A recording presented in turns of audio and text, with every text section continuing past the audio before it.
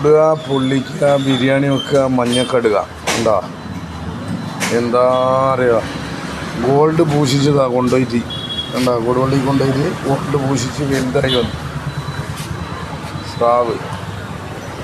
സ്രാവ് ഇന്നുണ്ട് കേട്ടോ.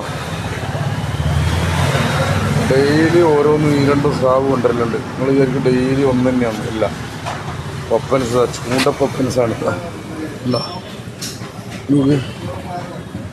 തിണ്ട. ഇതുകൊണ്ട് ചെറുതുകൊണ്ട് 100. പൊന്നാര മീൻ, കരിമീൻ ഇരുമീൻ എന്നും പറയും. 220 കിലോപ്പിയതല്ല. കരിമീൻ എന്ന് പറഞ്ഞാൽ ഇരുമീൻ.